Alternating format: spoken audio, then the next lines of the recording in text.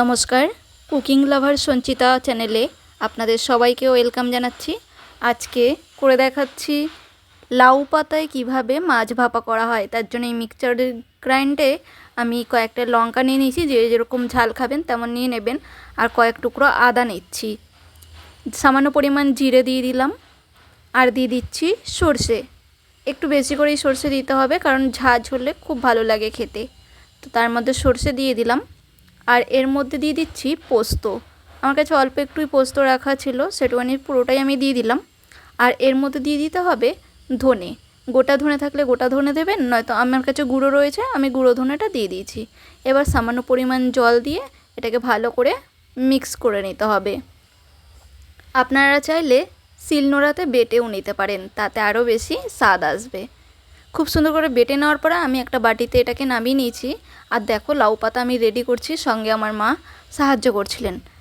এবার ওই বাটাটার মধ্যে আমি হলুদ, নুন, সামান্য পরিমাণ নুন আর কাঁচা সর্ষের তেল দিয়ে দিচ্ছি। আর নুন হলুদ মাখিয়ে রাখা মাছের পিসগুলো এর মধ্যে ভালো করে মেখে নিচ্ছি। আর লাউ পাতাটাকে দেখুন কীরমভাবে সাজিয়ে দিয়েছে। আমি অতটা পারি না, তাই আমার মা সাহায্য করছে। এবার ওর মধ্যে খানিকটা মশলা দিয়ে এক পিস মাছ দিয়ে তারপরে ওটাকে ভালো করে মুড়ে দিচ্ছে। এরমভাবে মুড়ে একটা টিফিন বক্সের মধ্যে রেখে দেওয়া হচ্ছে। আমাদের কুকারটা ছোট, তাই আমরা একটা ছোট টিফিন বক্স নিলাম, নয়তো কুকারের মধ্যে ঢুকবে না। আপনাদের হিসাব অনুযায়ী, আপনাদের সাইজ অনুযায়ী নিজেরা নিয়ে নেবেন। এরমভাবে 4 পিস মাছে এরমভাবে দিয়ে দিচ্ছি আমরা।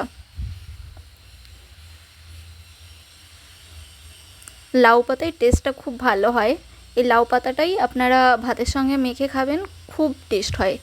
গরম ভাতে এরকম যদি মাছের পিস হয়, এক থালা ভাত খাওয়া যায়। এরমভাবে দেখুন আমি প্রত্যেকটা সুন্দর করে সাজিয়ে নিচ্ছি। আর প্রত্যেকটা মাছের পিসেই কিছুটা মশলা দিচ্ছি, এই বাটাটা যেটা ছিল সেটা দিয়ে দিচ্ছি, আর পাতাটাকে সুন্দর করে মুড়ে দিচ্ছি। তারপরে মিক্সার গ্রাইন্ডারে কিছুটা বাটা ছিল, তো ওর মধ্যে হালকা পরিমাণ জল দিয়ে বাটিটাকে ধুয়ে ওই টিফিনের মধ্যে ঢেলে দিলাম। এবার কুকারের মধ্যে ওটাকে ভালো করে বসিয়ে নিয়ে, কিছু স্ট্যান্ড দিতে হবে না, এমনি দিয়ে তার মধ্যে জল দিয়ে, জলটা পরিমাণটা দেখবেন যেন টিফিনের উপরে না উঠে যায়, টিফিনের হাফ অনুযায়ী থাকে। এবার তারপরে কুকারটাকে আটকে আমি গ্যাসে চাপিয়ে দিলাম। হাই ফ্লেমে দেবেন। প্রথমে একটা সিটি হবে হাই ফ্লেমে, একটা সিটি হয়ে যাবার পরে ফ্লেমটা কমিয়ে দিতে হবে, একদমই কমিয়ে দেবেন। এই দেখুন আমি একটা সিটি হয়ে গেছে, এবার পুরো কমিয়ে দিয়েছি। এবার এরমভাবে 5টা সিটি মেরে নিয়েছি। আমি আর এটা দেখাচ্ছি না, আমার 5টা সিটি হয়ে গেছে। দেখুন এইবার ভাপটা বসে যাবার পরে অনেকক্ষণ পরে আমি এটাকে খুলেছি। এবার খোলার পরে দেখুন ভেতর থেকে আমি বের করছি, মানে টিফিনের ঢাকনাটা খুলে গেছিলো, কিন্তু ওটায় কোনো প্রবলেম নেই। এবার দেখুন আমারটা এই যে জল রয়েছে, এই ভাপাটা যে হয়েছে, টিফিনের ঢাকনাটা খুলে গেছে, আর আগে কিছুটা আমি যে বাটাটা ধুয়ে জল দিয়েছিলাম সেই জলটা রয়ে গেছে। এই জলটা আমি একটা কড়াইতে তেল গরম করে এর মধ্যে দিয়ে দিচ্ছি। হালকা হালকা যেই গরম হয়ে আসলো কড়াইটা, আমি এই মাছের পিসগুলো ওরকম পাতা সমেতই কড়াইতে দিয়ে ওই যেই ভাপের জলটা বেরিয়েছিল সেই জলটা ঢেলে দিলাম। এবার কোনো কিছু করতে হবে না, এটাকে হালকা হালকা করে আগুন দিয়ে এটাকে, আমি হাই ফ্লেমেই দিয়েছি, আপনারা অল্প ফ্লেমেও দিতে পারেন।